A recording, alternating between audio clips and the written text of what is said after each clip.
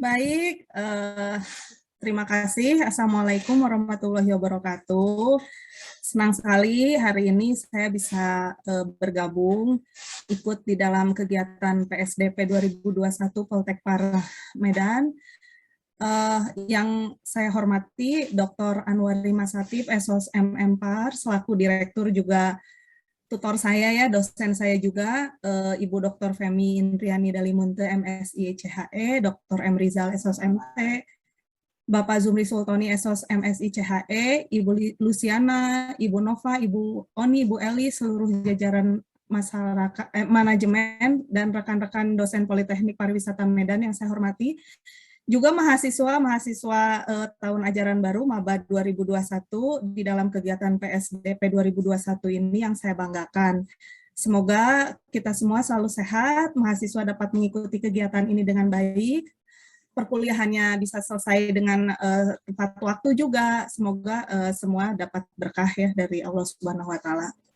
Baik, kali ini saya akan menyampaikan informasi mengenai salah satu isu yang ada di dalam kepariwisataan, yaitu hygiene, sanitasi, dan K3 di kepariwisataan.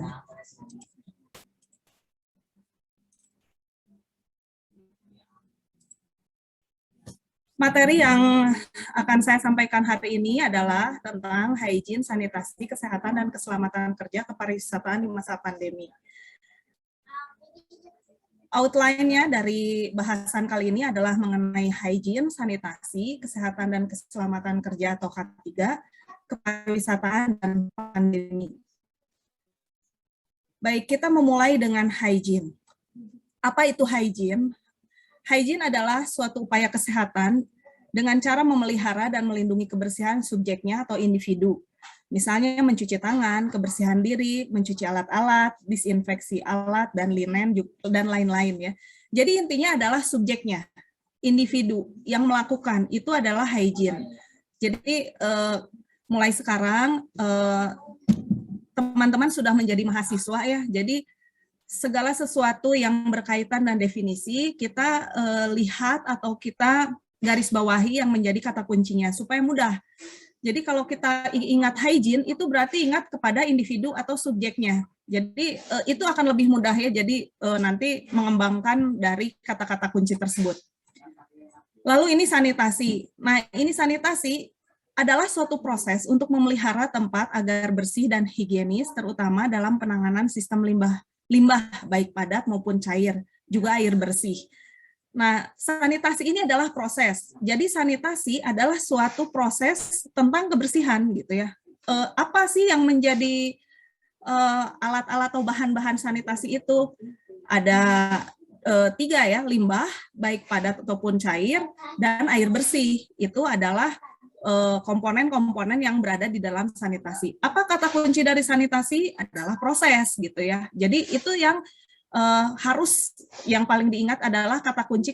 Kita mulai belajar sekarang karena mahasiswa akan banyak bahan bacaan, maka kita harus membaca suatu definisi dan kita menggarisbawahi kata kunci supaya mempermudah kita belajar. Sehingga pada saat kita membuat bagan dari sebuah definisi, sanitasi itu apa? Berarti sanitasi itu kan tadi terbagi 2 ya, air bersih dan sistem limbah cair dan padat. Sistem limbah cair dan padat terdiri dari apa? Dari jamban, spal, dan sampah. Apa itu spal? Sistem pembuangan air limbah. Jadi kalau jamban itu, di dalam jamban itu ada 2 buangan ya. Ada buangan air kotor dan ada buangan tinja. Tinja itu adalah ke septic tank dan buangan spal ke pengolahan spal ya, pengolahan air limbah, juga persampahan yaitu adalah limbah padat, adalah persampahan. Begitupun kita berpikir di suatu institusi kepariwisataan, misalnya di perhotelan, pasti di setiap perhotelan itu akan ada sistem sanitasi ini pasti. Ada air bersih, ada sistem limbah cair, juga limbah padat. Itu menjadi tugas kita bagaimana memantau agar tetap dalam kondisi memenuhi syarat atau memenuhi syarat kesehatan ya, tidak menimbulkan penyakit. Ini yang paling mudah ya.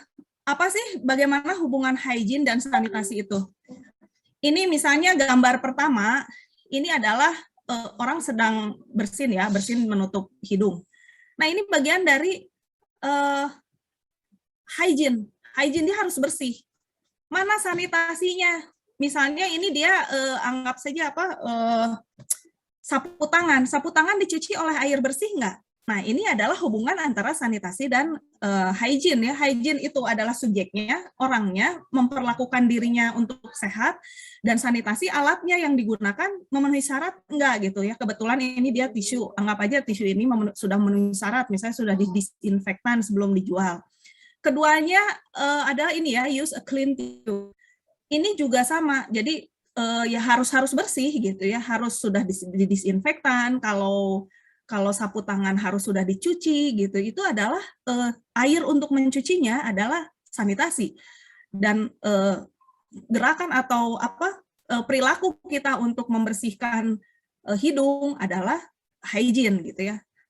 Lalu ini cover your cough, use a tissue juga sama. Ini ada perilaku. Perilaku adalah bagian dari hygiene, dan tisu yang untuk menutupnya bersih adalah bagian dari sanitasi gitu ya, yang sudah didisinfektan, yang sudah dicuci. Lalu ini put use tissues in the bin, berarti harus dibuang ke tempat sampah. Sampahnya ini adalah alat sanitasi ya tadi untuk limbah padat, dan membuang sampahnya, kegiatan-kegiatan kita melakukan tindakan-tindakan itu hygiene gitu ya. Lalu ini cover your sneeze, lalu I wash my hands. Nah, ini I wash my hands. Airnya adalah sanitasi, harus air bersih. Karena tidak ada artinya kita mencuci tangan pakai sabun, airnya kotor atau tercemar ya. Jadi hands-nya itu kita melakukan hygiene, dan airnya adalah sanitasi gitu ya. Itu hubungan hygiene dan sanitasi.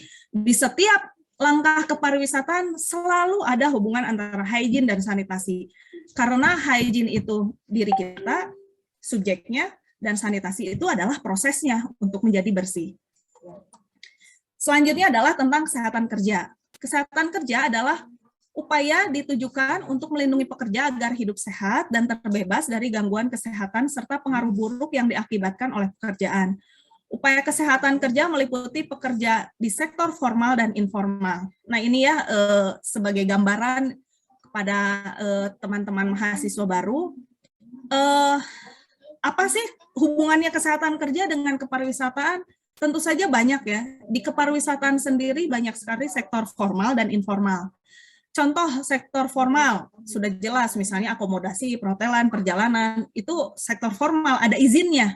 Tetapi informal banyak loh di wilayah kepariwisataan yang sangat terkait dengan kesehatan kerja. Contoh misalnya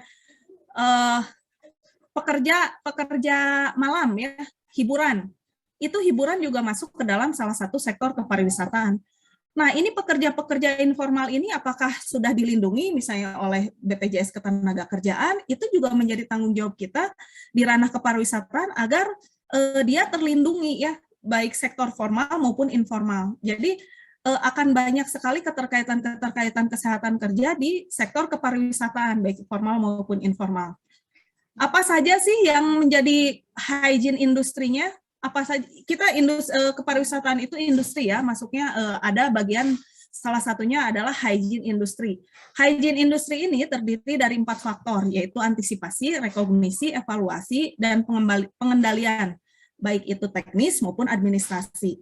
Antisipasi apa? Antisipasi sebelum industri itu dibangun. Misalnya suatu hotel, akan dibangun suatu hotel. Kita harus menganalisis, kita harus mengantisipasi bagaimana AMDAL-nya, bagaimana ADKL-nya, bagaimana apakah keberadaan hotel itu secara dampak-dampak biologi, kimia, sosiologi, psikologi di wilayah tersebut seperti apa, itu harus dianalisis pada saat pekerjaan diantisipasi. Tetapi pada saat sarana industri itu telah jadi, misalnya kawasan industri perhotelan, misalnya kan banyak ya, di sini juga ada beberapa misalnya hotel yang berada di dalam mall misalnya. Itu sudah satu kesatuan yang saling menguntungkan, saling mempengaruhi. Berarti kita tidak bagaimana kita cara mengendalikan hygiene industrinya, berarti harus dari rekognisi. Kita melihat dulu ada masalah apa, masalah kesehatan apa yang ada di dalam lingkungan perhotelan di kawasan tersebut. Lalu kita evaluasi, bagaimana dampaknya sih, apakah ada dampak misalnya gini, setelah kita menginap dari suatu hotel misalnya, maka akan ada gatal misalnya ya, tiba-tiba beberapa tamu itching ya, gatal gitu ya. Nah, ini bagaimana jadi cara mengatasinya? Nah, kita evaluasi, ada apa dengan linen kita, ada apa dengan air bersih kita, itu menjadi evaluasi. Nah, lalu pengendalian teknis, ada pengendalian teknis dan administrasi. Pengendalian teknis itu misalnya di engineer, misalnya, oh ternyata disebabkan oleh air bersihnya yang tercemar misalnya, itu pengendalian teknis secara engineer. Lalu pengendalian administrasi bisa menjadi di dalam rotasi pegawai, itu ada di ranah pengendalian administrasi, sehingga mudahnya kita hafalkan bahwa hygiene industri itu terdiri dari 4 faktor, yaitu AREP ya, antisipasi, rekognisi, evaluasi, dan pengendalian. Apa sih hubungan hygiene, sanitasi, dan K3? Ini ya, ini kita lihat ada suatu gambar, ini di dapur. Ini di dapur ini ada komponen yang terhubung dengan sanitasi, yaitu air bersih. Ini yang ditunjukkan. Ini adalah tempat cuci ya, tempat cuci, baik itu cuci alat-alat kotor maupun cuci bahan makanan masuk, bahan makanan yang masuk atau juga bahan makanan yang akan diolah. Ini adalah sanitasi. Apa hubungannya? Apa yang menjadi komponen sanitasi di sini adalah air bersih. Biasanya di sini ada tempat sampah sih. Ini tempat pengolahan makanan. Ini tempat cuci. Biasanya di belakang ini ada tempat sampah, dan itu adalah komponen sanitasi tentunya, tempat sampah. Nah, kemana air kotornya ini? Limbahnya ini kemana? Ini adalah saluran pembuangan air limbah gitu di dalam komponen sanitasi. Hygiene-nya apa? Hygiene-nya adalah membersihkan. Ini pekerja ini sedang membersihkan lantai agar lantainya tidak basah, tidak licin, dan tidak menjadi pajanan terhadap bakteri atau virus ya yang berada di ruangan dapur ini gitu ya. Jadi setelah selesai atau sebelum dipakai, pekerja ini, ada pegawai ini melakukan tindakan hygiene, yaitu membersihkan lantai. Apa hubungan K3-nya dengan gambar dapur ini adalah dia atau pekerja ini pada saat membersihkan lantai, dia agar si lantai tersebut selain untuk bersih juga agar tidak licin. Karena apabila lantainya licin akan dapat menimbulkan kecelakaan kerja ya di dapur. Bahaya, itu sangat bahaya. Oleh karena itu lantai itu tidak boleh licin, lalu harus ada untuk pembersih lemak seperti itu ya. Jadi itu adalah bagian dari K3. Selain itu, bagian dari K3 lain ini kita lihat seragam ya, seragam dari chef ini, memakai kerpus, memakai masker, memakai sarung tangan, memakai baju kerja, ini adalah suatu tindakan-tindakan K3. Karena kenapa harus memakai baju kerja? Karena baju kerja ini kan yang nanti dia pakai untuk mengolah makanan. Nah, ini harus bersih kan, tidak boleh memakai baju yang sehari-hari atau yang dari rumahnya ke kantor, ke tempat pekerjaan, nanti kena polutan, kena debu, dan sebagainya. Ini adalah salah satu contoh dari pelaksanaan K3. Jadi memakai seragam, memakai masker, memakai sarung tangan, memakai kerpus, ini adalah salah satu contoh implementasi K3 di dapur ya. Ini salah satunya di dapur gitu ya, di dapur restoran maupun hotel.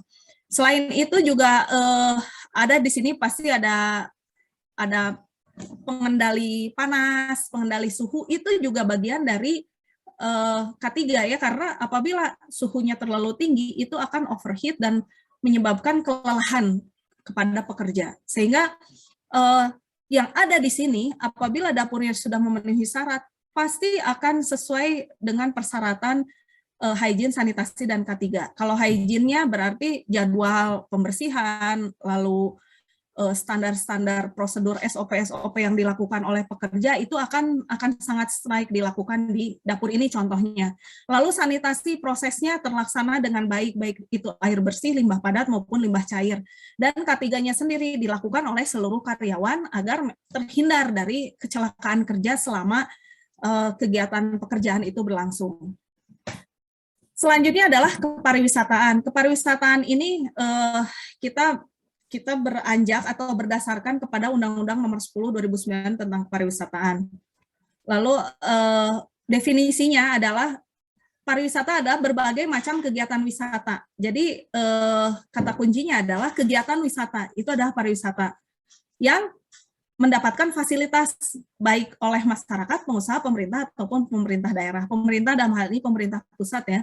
Lalu kepariwisataan. Nah, kalau kepariwisataan ini lebih multidimensi sifatnya. Jadi kepariwisataan itu lebih banyak terkait dengan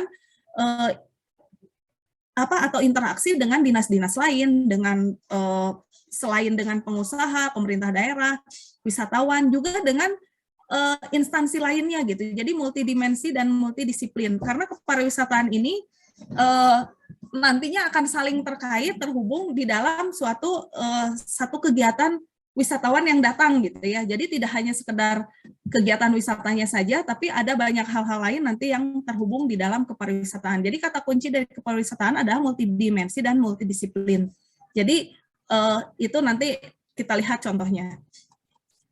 Lalu wisatawan itu orangnya. Kalau tadi sistemnya ya, kalau kepariwisataan itu suatu sistemnya dan wisatawan adalah orangnya.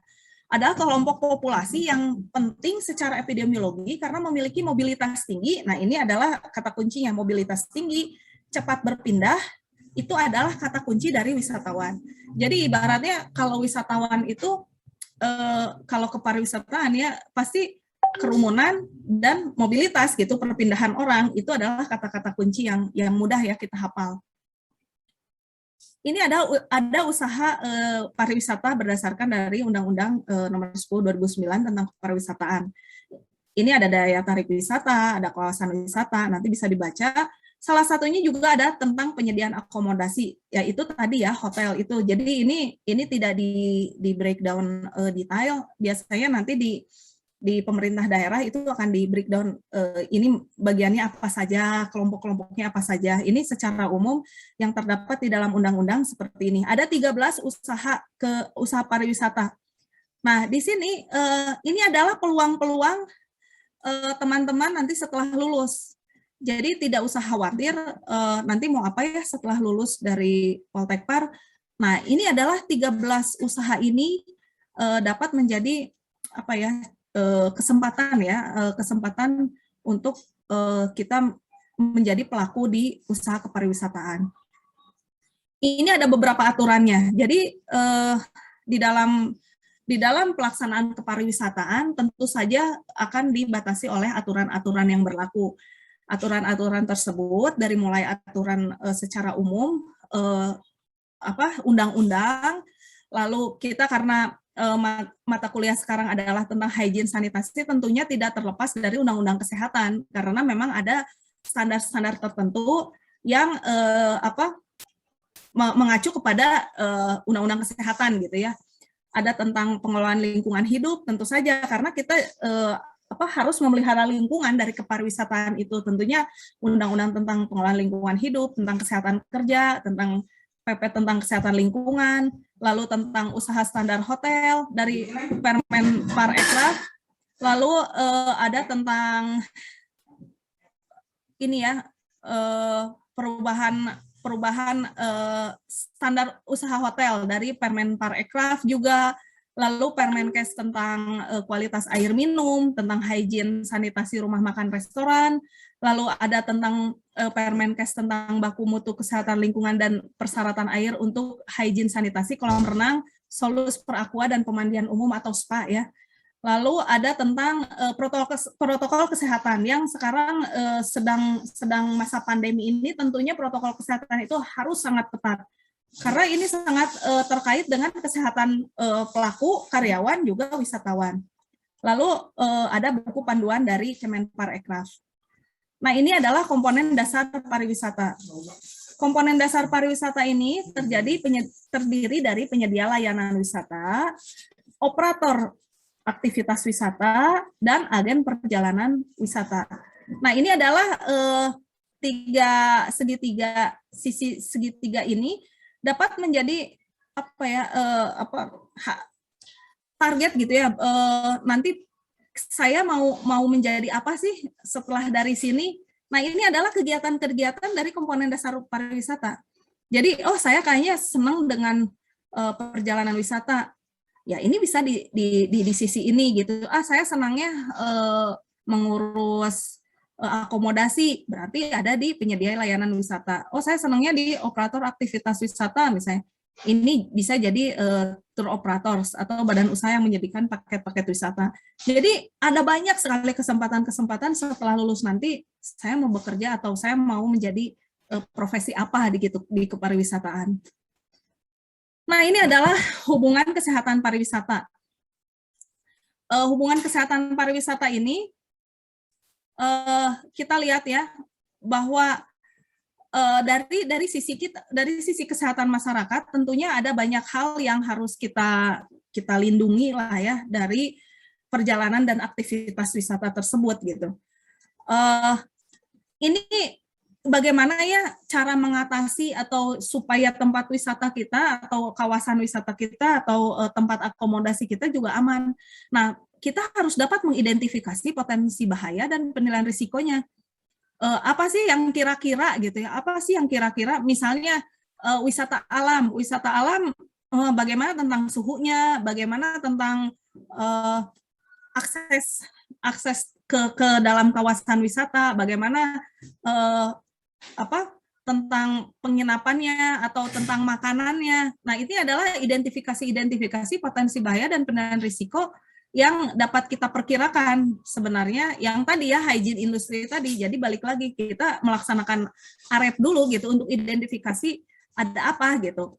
Sehingga pada saat orang melakukan perjalanan wisata dan aktivitas wisata, kita akan tahu, kita sudah bisa mengidentifikasi kemungkinan bahaya.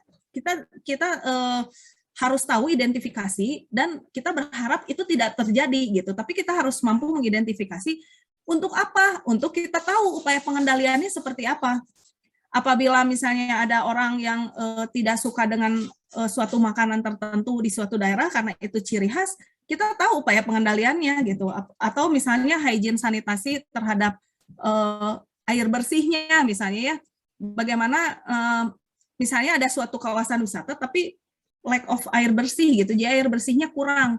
Nah, kita tahu identifikasi bahaya ini bahaya nih air bersihnya. Tetapi kita karena sudah tahu itu risikonya, maka kita tahu juga upaya pengendaliannya apa gitu untuk daerah tersebut. Sehingga bagaimana sih dampak kesehatan wisatawan atau kesehatan kepada penduduk lokal juga terhadap lingkungan daerah wisatanya gitu. Jadi kesehatan wisatawannya itu harus dilindungi, kesehatan penduduk lokalnya harus dilindungi, dan lingkungan daerah wisatanya juga harus dilindungi gitu ya. Lalu ini adalah upaya promotif dan preventif. Promotif merupakan tindakan pencegahan. Perlu saya utarakan lagi ya bahwa kita di kepariwisataan kita berada di ranah promotif dan preventif di dalam ranah kesehatannya ya. Jadi kita itu berada di promotif dan preventif sehingga pada saat kita tahu bahaya itu jangan sampai terjadi gitu ya. Jadi bahaya itu sudah bisa kita kendalikan sebelum itu terjadi. Makanya tadi ada identifikasi gitu ya. Karena bagaimanapun juga jangan sampai ada kejadian gini, ada keracunan makanan setelah dari suatu restoran tertentu. Berarti kita tidak melakukan upaya promotif dan preventif gitu. Itu yang salah satunya contohnya terjadi. Kenapa harus terjadi keracunan makanan misalnya ya, di suatu restoran tertentu? Berarti kan tidak ada antisipasi di sebelumnya gitu, di pada saat pengolahan makanan, penjamahnya tidak diperhatikan sehingga wisatawan terdampak gitulah ya dari kegiatan yang memang tidak kita lakukan, maksudnya promotif preventifnya yang belum kita lakukan gitu. Akhirnya pada saat wisatawan datang terdampak dan itu bisa menjatuhkan citra pariwisata di kita sendiri gitu ya. Nah, ini ada promotif dan preventif. Apa sih promotif gitu ya? Merupakan tingkatan pencegahan pertama untuk peningkatan kesehatan. Jadi promotif itu jadi apa ya? Promosi saja, promosi. Jadi cuci tangan pakai sabun di mana-mana di hotel misalnya wash your hand, terus ada sabunnya, ada air bersihnya. Jadi promosi itu harus disertai juga dengan fasilitas-fasilitasnya. Jangan sampai ada cuci tangan pakai sabun tapi airnya tidak ada, sabunnya tidak ada gitu ya. Jangan sampai seperti itu. Lalu preventif. Preventif ini melakukan tindakan untuk pencegahan suatu penyakit, namanya juga preventif, pencegahan. Nah, pencegahan itu bisa dilakukan sebelum sakit dan bisa dilakukan masa sakit gitu. Kenapa masa sakit bisa dilakukan? Ya, biar tidak menular. Contoh misalnya, ini yang sekarang di masa pandemi ini, misalnya ada tamu datang ke hotel, lalu biasa ya diukur suhu normal. Lalu pada suatu semalam dia sudah menginap satu malam, tahu-tahu dia naik suhunya dan dia mau berenang misalnya ya di suatu hotel. Ini preventif ya. Setelah itu prosedurnya pada saat tamu masuk kolam renang dia harus cek suhu lagi kan. Dia harus cek suhu, dia harus dicatat dari kamar nomor berapa gitu ya. Dicek suhu. Misalnya ada peningkatan suhu 37,5 misalnya. Si tamu tersebut mau berenang. Nah, kita sudah di-cut dari situ. Dan ini harus langsung teridentifikasi. Ini tamu naik nih suhunya. Jadi si pencatat di kolam renang mencatat gitu ya, nama ini, kamar nomor berapa, suhunya sekian, dan kita persilahkan bahwa yang bersangkutan tidak boleh berenang gitu, karena subfebris dia lagi hangat badannya. Tidak boleh. Ini merupakan langkah dari preventif. Preventif jangan sampai itu terjadi gitu. Nah, sehingga pada saat misalnya dia suhunya naik terus, kita bisa cek ke ruangan gitu ya. Maksudnya kan setiap hari kamar dibersihkan, kita bisa cek kalau dia berhari-hari, tapi kalau cuma 2 hari misalnya kan berarti aman ya, dia sudah pulang gitu. Tapi kalau berhari-hari ini jadi warning, early warning ini ya, early diagnosis dan prompt treatment. Jadi ini ada tamu yang suhunya naik nih gitu. Jadi itu sudah early warning di hotel tersebut. Itu kenapa kita harus melakukan upaya preventif itu sesuai prosedur ya, supaya jangan sampai ada kejadian yang tidak diinginkan di tempat kita gitu ya, di tempat pekerjaan kita. Selanjutnya adalah tentang pandemi. Ini yang sedang terjadi ya, pandemi. Ini adalah kemunculan suatu penyakit yang konstan atau penyakit tersebut biasa ada di dalam suatu populasi. Jadi kalau endemi itu kecil ya, dia kecil. Jadi ada di dalam suatu lingkungan kecil. Epidemi ini lebih besar, lebih luas, yaitu lebih luas gitu wilayahnya. Contohnya seperti Ebola di Kongo, lalu flu burung ya di Indonesia dulu 2012 dan SARS 2003. Dan pandemi ini adalah seluruh dunia. Yang paling gampang sekarang terjadi pandemi. Dulu flu 1918 juga terjadi pandemi itu selama 3 tahun. Nah, itu adalah pandemi. Bagaimana sih cara membedakan antara endemi, epidemi, dan pandemi? Ini kenapa kita harus tahu sebagai orang pariwisata, agar kita tahu wilayah kepariwisataan kita ini sebenarnya sedang terjadi endemi, epidemi, atau pandemi nggak, atau dalam kondisi aman gitu. Kita harus tahu sebagai orang pariwisata. Nah, ini adalah gambarnya ya. Kalau endemik ini wilayahnya kecil-kecil aja, titik-titiknya kecil. Kalau epidemik ini adalah KLB, kalau kita bilang kejadian luar biasa, atau wabah kalau Menteri Kesehatan bilang hanya menteri ya yang bisa bilang epidemi itu adalah wabah gitu, terjadi wabah. Nah, ini seperti ini gambarnya. Tapi secara umum kita bilang KLB, kejadian luar biasa. Ini seperti ini, dan pandemi ini adalah kelompok-kelompoknya yang lebih besar dan meluas seluruh dunia. Intinya begitu. Jadi endemik itu lebih kecil, epidemik meluas, dan pandemik yaitu seluruh dunia. Karena penyakit itu tidak pernah mengenal batas wilayah gitu ya. Jadi ini yang membedakannya. Kalau endemik ini masih terkendali lah oleh wilayah-wilayah kecil. Bagaimana sih dengan COVID-19?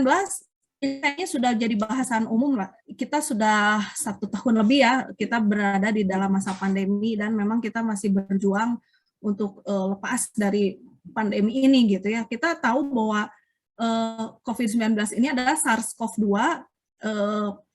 yang ditularkan zoonosis. Zoonosis itu dari hewan ke manusia yang pertama kali ditemukan di Wuhan ya kasusnya. Nah ini benar-benar sudah menyebar ke banyak negara dan kita sampai hari ini masih berjuang di dalam masa pandemi ini. Termasuk kepariwisataan ini harus sangat keras berjuang menghadapi masa pandemi ini. Bagaimana sih perkembangan COVID di Indonesia sekarang gitu ya? Ini per tanggal 25 Juli. Ini kasus positifnya ada 3 juta ya. Tetapi yang sembuhnya juga banyak.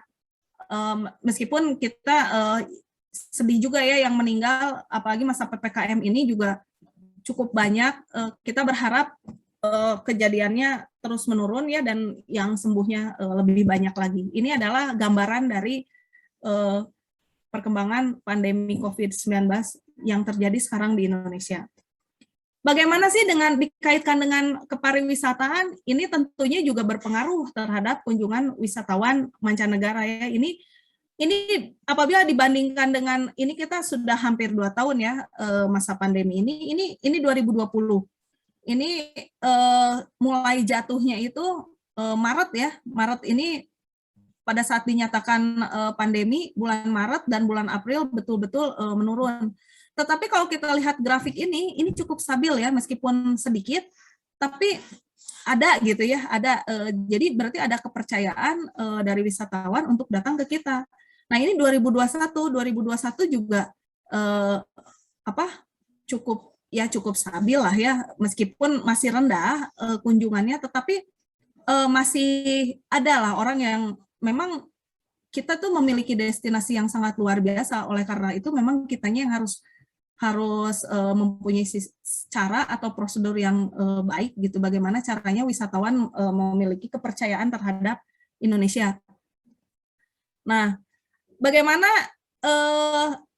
salah satu cara untuk memberikan kepercayaan wisatawan untuk datang ke Indonesia atau ke daerah kita adalah dengan cara salah satunya dengan imunisasi. Mengapa imunisasi itu penting dalam kepariwisataan, baik pelaku maupun wisatawan? Kita sebagai pelaku ya, kalau kita sebagai pelaku, dan kita pun bisa menjadi wisatawan, kan suatu hari kita bisa menjadi wisatawan, tapi pada dasarnya saat ini kita adalah sebagai pelaku di dalam kepariwisataan.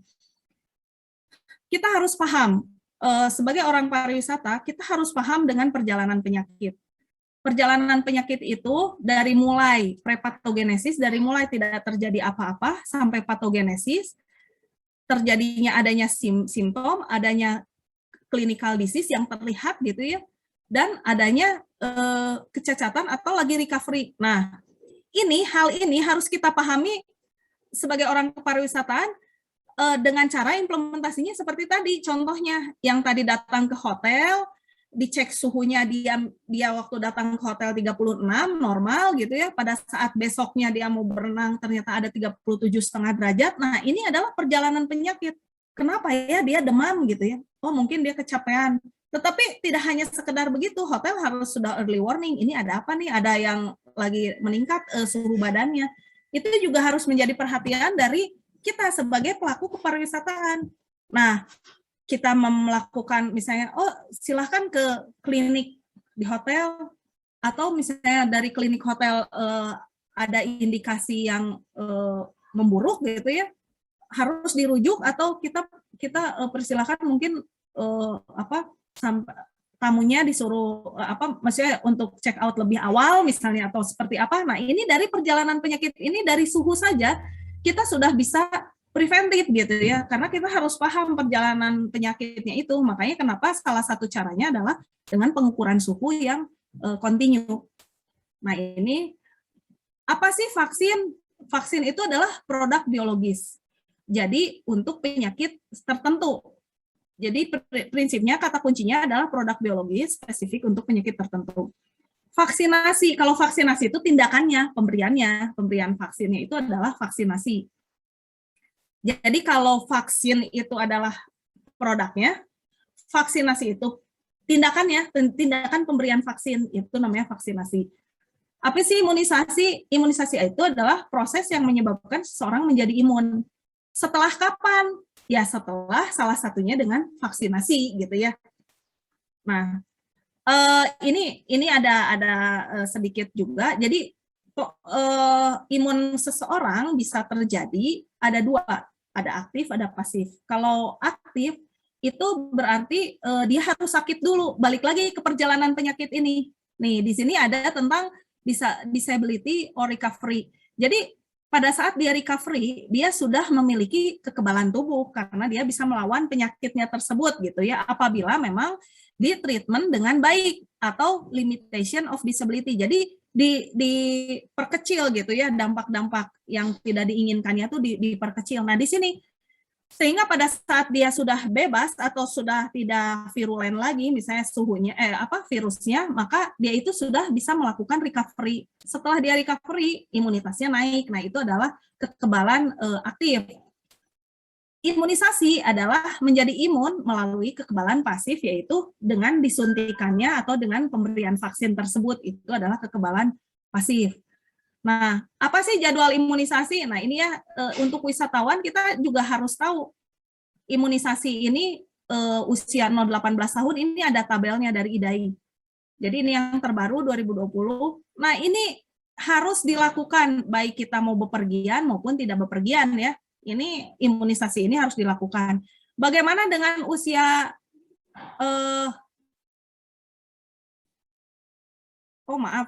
harusnya ada yang lebih atas dari 18 tahun juga ada imunisasi dewasa. Nah, ini salah satunya imunisasi untuk perjalanan. Kita sebagai pelaku wisata, juga wisatawan, suatu hari nanti kita menjadi wisatawan, kita harus taat kepada sertifikat ini ya, vaccination or prophylaxis, ini untuk pencegahan. Mengapa? Nah ini tadi balik lagi, apabila kita akan berkunjung ke wilayah endemis, maka ini tuh jadi wajib gitu ya. Kenapa sih pariwisata dengan imunisasi, kenapa kita sebagai orang kepariwisataan harus peduli dengan imunisasi gitu ya? Karena kartu ini merupakan salah satu syarat bagi wilayah-wilayah endemis tertentu. Jadi ini dibuktikan dengan kartu imunisasi ini sudah orang tersebut sudah dilindungi misalnya di daerah asalnya untuk masuk sehingga diperbolehkan masuk. Nah, ini secara umum apabila tidak terjadi pandemi COVID pun ini sudah berlaku ya bagi daerah-daerah tertentu endemis. Contohnya kemana? Misalnya apabila dari wisatawan Eropa atau orang-orang dari Eropa masuk ke Indonesia, biasanya akan mendapatkan suntik BCG. Karena di kita itu banyak kasusnya gitu, sehingga wisatawan dari Eropa itu biasanya akan disuntik dulu BCG gitu sebelum masuk ke Indonesia. Lalu polio, pernah terjadi endemi polio di awal tahun 2000, sehingga pada orang-orang yang akan masuk harus dilakukan imunisasi dulu gitu ya. Lalu standar masuk ke sebuah negara, misalnya ke Jepang, mereka punya standar tertentu kalau mau masuk sini harus sudah diimunisasi apa gitu ya, misalnya pneumonia, hepatitis B, influenza. Lalu wisata religi, umroh, pasti sudah diimunisasi dengan meningitis dan influenza. Kalau tidak disuntik meningitis, visanya nggak keluar misalnya gitu. Nah ini adalah contoh-contohnya apa hubungannya pariwisata dengan imunisasi, ini adalah contohnya. Lalu yellow fever, tadi yang mendapatkan kartu kuning tadi ya, dari Amerika, Afrika Tengah, juga Amerika Selatan. Bagaimana dengan COVID-19?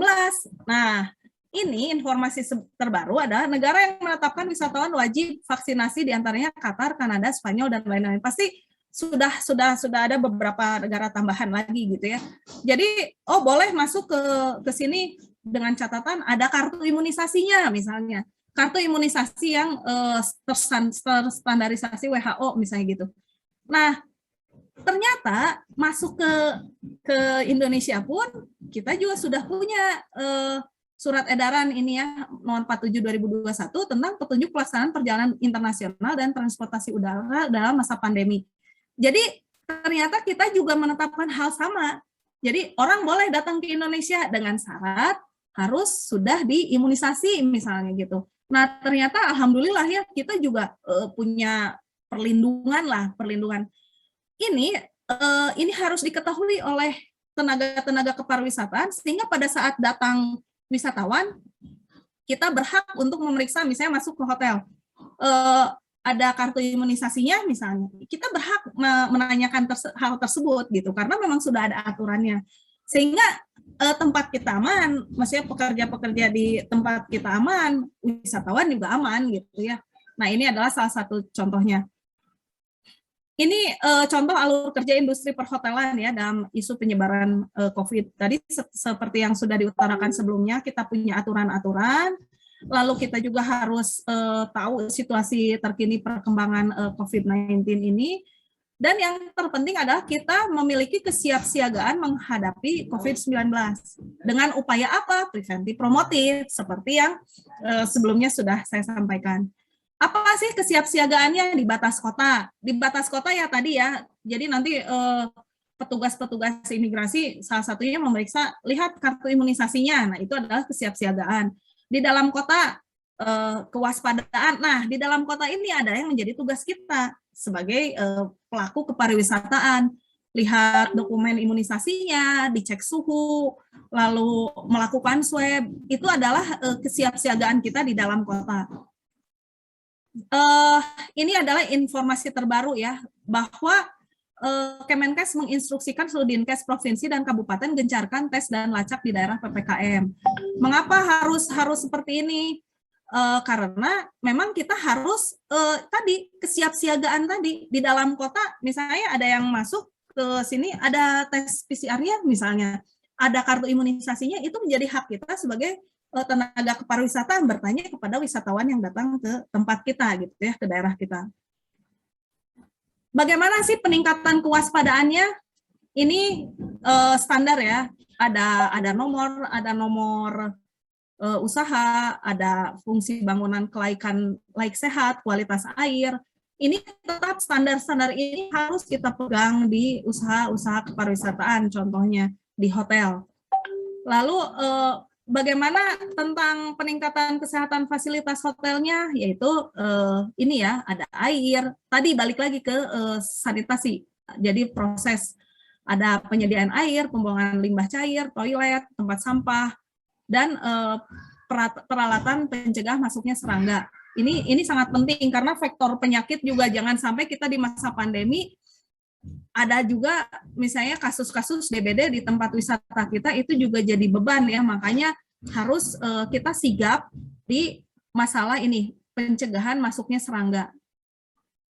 Lalu hygiene karyawan harus diperhatikan, ini nanti bisa dibaca, standar minimal hygiene karyawan harus diterapkan di tempat kita juga, di tempat penyedia kepariwisataan.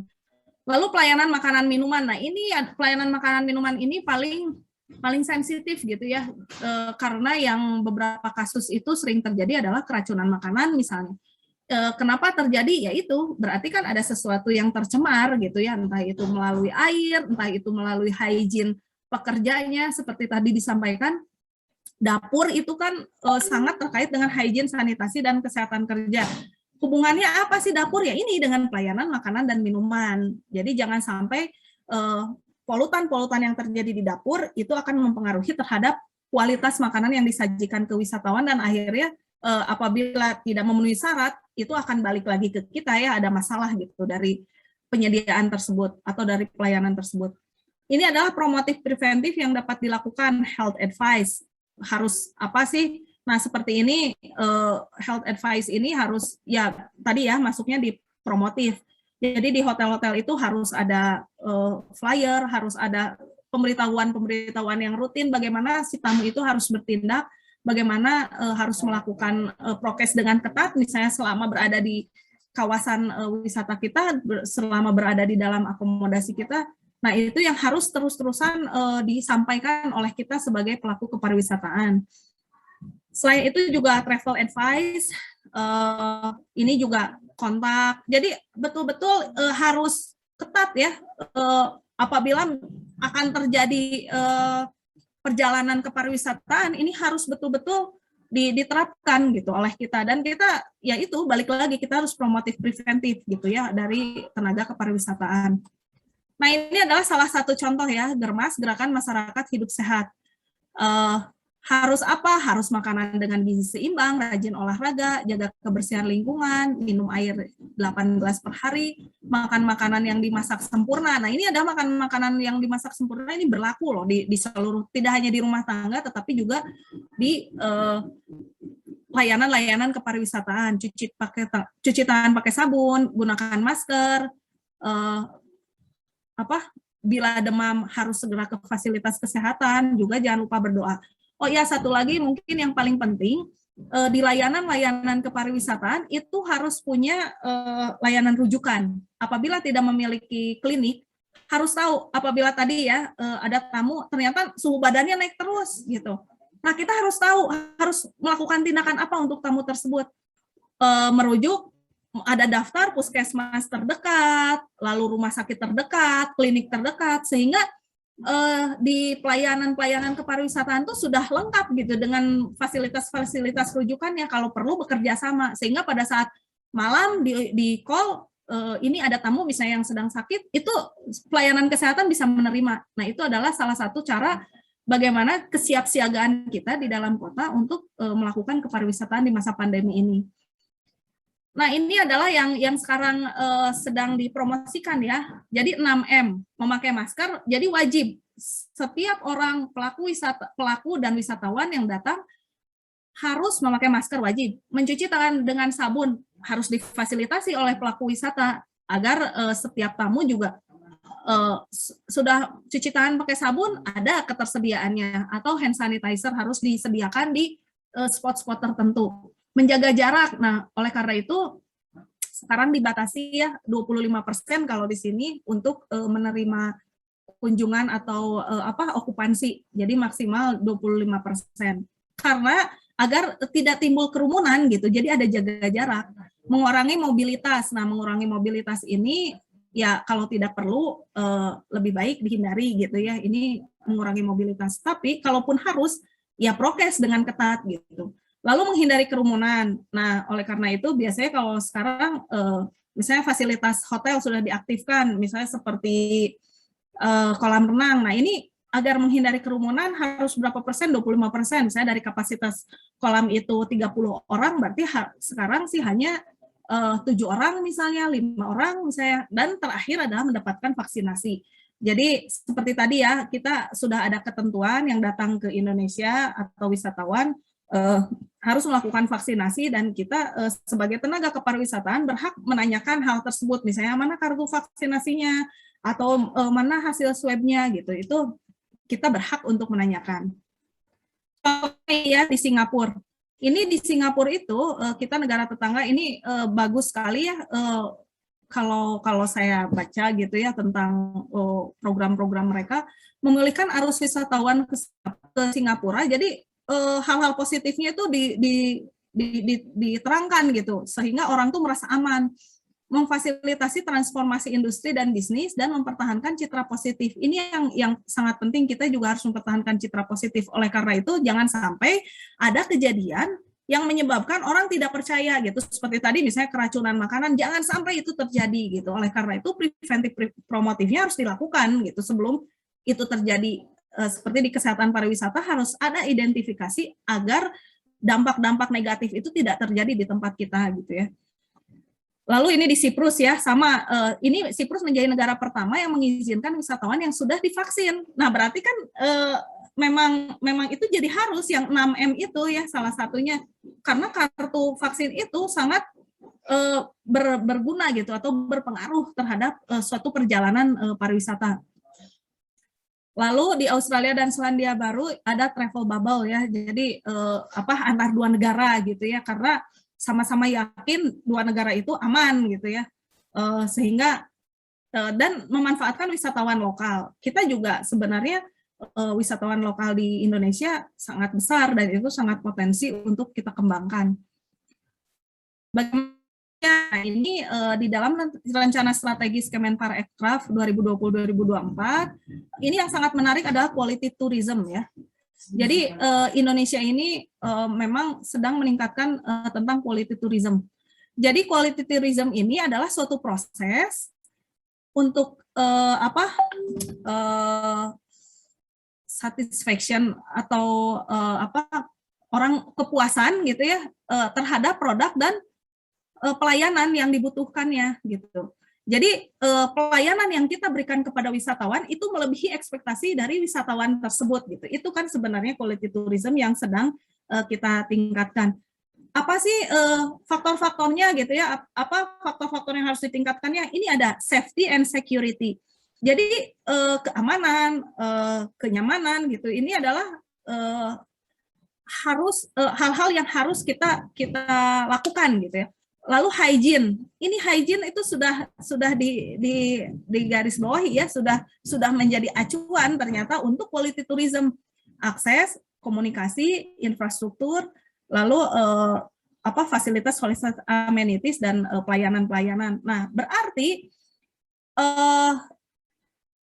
safety, security, dan hygiene ini adalah ranah-ranahnya kita gitu ya. Bagaimana cara meningkatkan hygiene, sanitasi, dan kesehatan kerja untuk quality tourism atau agar quality tourism ini berjalan dengan baik di Indonesia.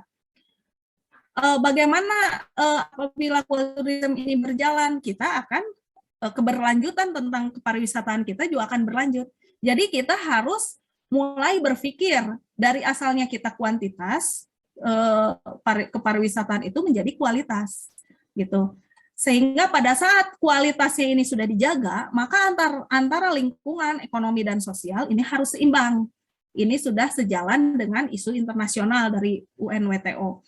Jadi lingkungannya kita jaga, sosialnya kita jaga, dan ekonominya juga meningkat gitu dengan kepariwisataan. Ini yang ingin kita tingkatkan di dalam sustainability tourism.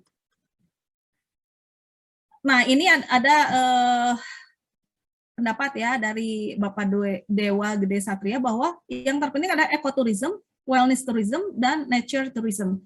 Dan ini adalah wisatawan yang unggul menjadi pasar baru. Jadi programnya juga unggulan gitu ya. Jadi di Indonesia kita harus semangat gitu. Dan ini rekan-rekan mahasiswa sekarang mumpung masih fresh, kita harus semangat dan mulai saya nanti mau menciptakan ekotourism misalnya. Itu sesuai dengan daerah saya gitu ya, dan kita harus menjadi putra daerah yang baik lah gitu ya, jadi membangun daerahnya gitu, potensinya pasti ada, pasti banyak, dan itu adalah challenge buat kita. Nah, ini contoh quality tourism, ada di bidang sejarah, jadi kita mulai mengarah ke kualitas ya, ada di bidang budaya, ada di bidang cultural and natural heritage, misalnya ancient, geokolonial, dan etno. Dan di masa pandemi ini yang menjadi challenge buat rekan-rekan mahasiswa sekarang menciptakan virtual tourism. Saya pernah menonton juga ada museum di Singapura itu sudah menciptakan virtual tourism. Jadi, kita tuh serasa berada di museum tersebut, dan apabila memang sudah memungkinkan, kita pasti tujuan destinasi pertama itu kita akan ke sana gitu. Jadi, karena kita sudah seperti terbangun gitu ya, kayaknya bagus juga gitu tentang destinasi itu. Nah, jadi diciptakan dulu virtual tourism untuk meningkatkan kunjungan di masa depan gitu ya. Ini salah satu contohnya. Ini adalah contoh yang dilakukan direncanakan di kami di Kota Bandung ini dengan quality traveling. Ini tentang ancient, prehistoric, and geo. Ini jadi kualitas dari kuantitas ke kualitas itu seperti ini. Jadi misalnya ke Museum Geologi diceritakan apa sih yang menjadi ketertarikan gitu ya. Jadi ini tentang masa prasejarah, terus tentang berbatuan yang membentuk di situ gitu. Ini yang terjadi apa sih? Ini adalah contoh quality traveling ya untuk menciptakan quality tourism itu. Lalu selanjutnya adalah kolonial dan postkolonial. Nah, ini berarti hubungannya dengan gedung-gedung, misalnya saya kalau di Medan itu kan ibu kota Provinsi Sumatera Utara juga pasti akan banyak sekali memiliki gedung-gedung bersejarah seperti ini, dan ini bisa dijadikan salah satu quality tourism tadi ya. Jadi dari bidang atau dari judul kolonial dan postkolonial. Nah, ini cerita-cerita ini menjadi paket-paket wisata yang bisa kita virtualkan dan kita jual gitu ya. Suatu hari wisatawan tertarik ternyata dengan ceritanya itu gitu ya. Dan ini adalah satu perjalanan-perjalanan wisata yang memiliki kualitas yang baik karena ada sejarahnya, ada ceritanya gitu yang membuat orang tertarik gitu. Lalu ini tentang etnografik. Nah, ini baru tentang kebudayaan. Misalnya kalau di sini ada angklung. Kenapa sih angklung sudah menjadi ini ya kekayaan yang disahkan oleh UNESCO? Bulan November itu setiap bulan November ada Hari Angklung. Kenapa sih angklung jadi ciri khas? Nah, itu ada sejarahnya gitu atau ada etnografiknya sehingga orang tertarik ke sana belajar, membuat atau melakukan. Nah, ini misalnya wayang, ini misalnya kulinernya. Saya memang pengen lebih tertarik dengan wisata kuliner tradisional. Dan yang perlu diingat, yang namanya tradisional itu bukan berarti tidak bersih gitu ya. Seperti kayaknya kalau kuliner tradisional takut diare atau ada masalah pencernaan. Ya tadi balik lagi ke preventif promotif, kita mengidentifikasi hal-hal apa saja yang nantinya akan berpengaruh, dan sebelum kita sajikan ke wisatawan, kita terangkan dulu bahan-bahannya itu seperti ini. Selama sanitasinya itu baik, air bersih, lalu spalnya, tempat sampahnya tidak ada lalat, tidak ada binatang pengganggu, seharusnya itu juga akan bisa dinikmati ya oleh wisatawan. Mungkin kecuali ada yang alergi dari bahan makanan, tapi sebelumnya kita bisa terangkan karena kita sudah mengidentifikasi bahwa misalnya wisata kuliner ini bahan-bahannya apa, yang menjadi alergennya apa, itu adalah di etnografik ini, di wisata etnografik. Sehingga silahkan apabila ada rekan-rekan mahasiswa yang mau berdiskusi dengan saya, atau ada pertanyaan, silahkan bisa kirim ke email saya di jswirta@hotmail.com. Insya Allah nanti kita diskusi lebih jauh. Yang penting harus semangat dan harus bangga menjadi petugas kepariwisataan ya, atau pelaku kepariwisataan. Baik, terima kasih atas perhatiannya. Semoga kita semua sehat, berada di dalam lindungan Allah, dan sukses selalu. Wassalamualaikum warahmatullahi wabarakatuh.